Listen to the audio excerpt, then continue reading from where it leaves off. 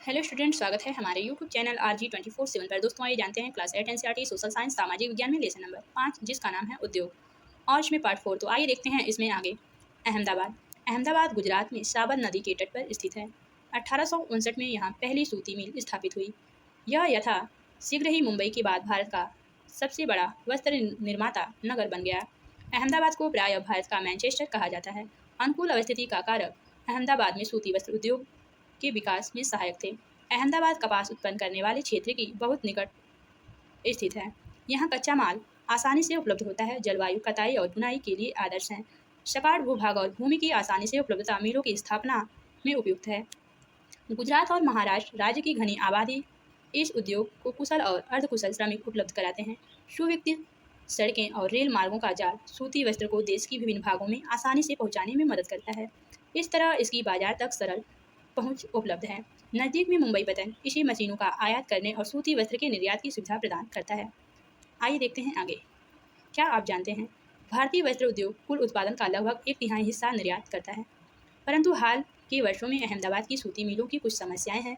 बहुत से वस्त्र मिल बंद हो चुके हैं। देश में नए वस्त्र केंद्रों का विकास और अहमदाबाद की मिलों में मशीनों प्रौद्योगिकी का नवीनीकरण होना इसका प्रमुख कारण है।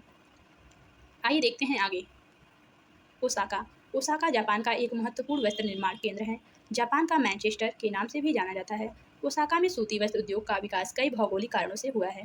ओसाका के चारों ओर का विस्तृत मैदान सूती वस्त्र मिलों के विकास के लिए आसानी से भूमि की उपलब्धता सुनिश्चित करता है। उष्ण आर्द्र जलवायु व कताई बुनाई के लिए बहुत ही उपयुक्त है।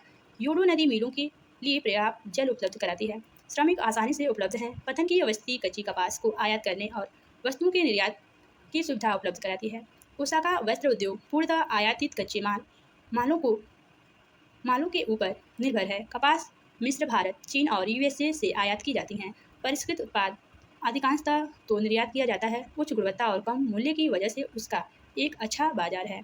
यद्यपि देश का यह एक महत्वपूर्ण उद्योग है, लेकिन हाल ही में ओसाका के सूती वस्त्र उद्योग का स्थान अन्य उद्योग जैसे लोहा इस्पात, मशीनरी, जहाजरानी, ऑटोमोबाइल, विद्युत उपकरण और सीमेंट ले जाते हैं।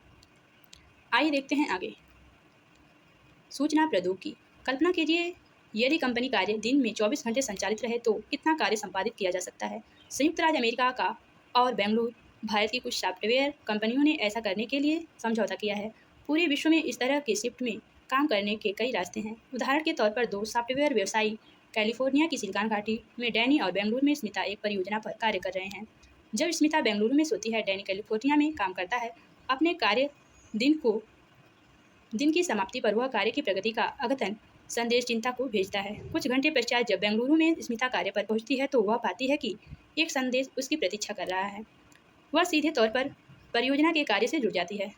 अपने कार्य दिन की समाप्ति के बाद वह अपने कार्य के परिणाम पुनः कैलिफोर्निया भेजती है। इस प्रकार वे संवाद और कार्य साथ साथ करते हैं। इस प्रकार से है मानो दोनों सटे कार्यालयों में बैठे हुए हैं पास पास। चित्र 5.11 सूचना प्रौद्योगिकी उद्योग का एक दृश्य चित्र में देखिए। आइए देखते हैं आगे। सूचना प्रौद्योगिकी उद्योग सूचना के संग्रहण, प्रक्रम और वितरण को व्यवहार में लाते हैं। वर्तमान में यह उद्योग भूमंडलीय हो गया है। प्रौद्योगिकी राजनीतिक, सामाजिक, आर्थिक परिवर्तन के कारण ऐसा हुआ है। मुख्य कारक जो इस उद्योग की अवस्थिति को निर्धारित करते हैं वह संसाधन, उपलब्धता, लागत और संरचना, बुनियादी ढांचा है। प्रौद्योगिकी सूचना प्रौद्योगिकी उद्योग के मुख्य नाभि क्षेत्र कैलिफोर्निया की सिलिकॉन घाटी भारत की बेंगलुरु में है। आइए देखते हैं आगे।